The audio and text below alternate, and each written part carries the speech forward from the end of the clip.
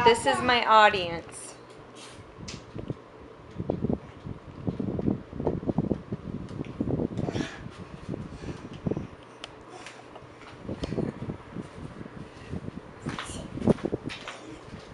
Hi, my name is Davidson, and this is my informative speech over hospice and palliative care.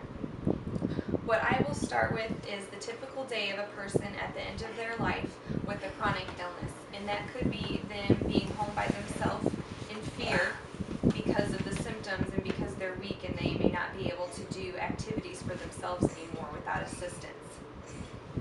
Hospice and palliative care both focus on improving the quality of life by providing symptom management, spiritual and emotional support, and caring.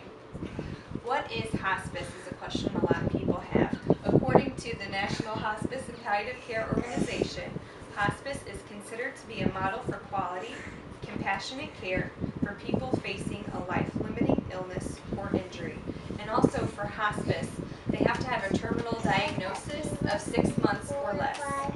Palliative care is a little bit different, and according to the Center to Advance Palliative Care, specialized medical care for people with serious illness is what hospice care is, or palliative care. It focuses on providing patients with relief from the symptoms, pain, and stress of a serious illness.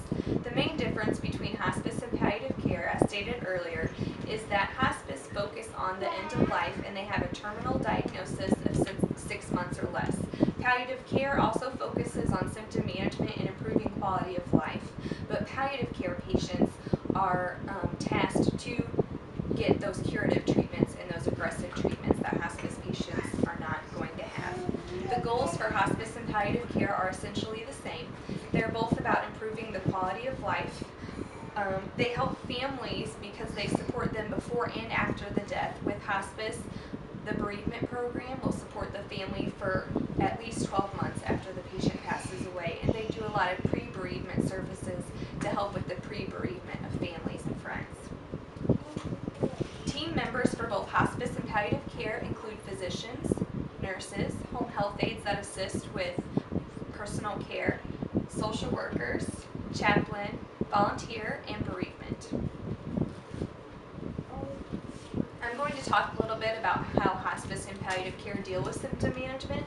There's 3 main symptoms that are experienced at the end of life or with a lot of chronic illnesses.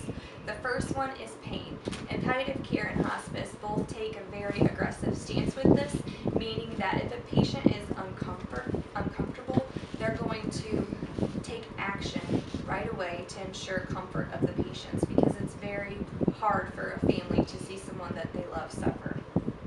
And pain is with all disease processes, not just cancer. It can be with patients that have COPD, congestive heart failure, any type of critical illness. A second symptom that's experienced at end of life is called dyspnea. Dyspnea means where somebody feels like they're not able to breathe, that they can't catch their breath. There's lots of different medications and treatments that's used for dyspnea. A first-line treatment is usually some form of nebulized medicine. These medicines help their lungs expand so that they can get more oxygen in and feel not so short of breath. A third symptom that is associated with end of life is anxiety. Most of us are very common with this. This can be a feeling of fear, impending doom, and then also restlessness kind of pulls into anxiety. Usually restlessness is experienced right at the end of life, and that can be where you cannot get comfortable, you can't rest, and the patient might be kind of squabbling around. There's also non-pharmacological ways to manage symptoms. Not all hospice and palliative care programs have to have these, but there's music and massage therapy that can be very helpful for reducing stress, anxiety, and it's also good to help the patient feel involved in their care. A chaplain helps deal with emotional and spiritual issues. They can assist and kind of be that connector to a previous spiritual connection that a patient may have with the church. They also listen and they do a risk assessment, and that helps to kind of find those spiritual problems and fix them right away.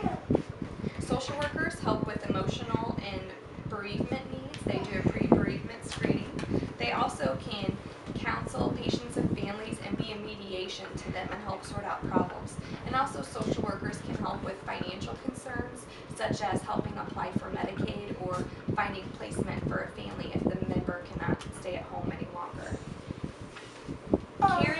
provided by both hospice and palliative care because at the core of them, they want to improve the quality of life.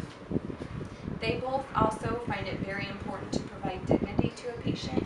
What dignity is, according to the World Health Organization, is respect and honoring a person's wishes. And that is what hospice and palliative care intend to do. They feel that dignity is aimed at allowing a person to die peacefully the way they want to, pain-free and in their home if possible. In conclusion, the goals of palliative care and hospice are the same. They want to improve the quality of life. They do this by symptom management with a team approach, and they also provide those pre-bereavement and after-death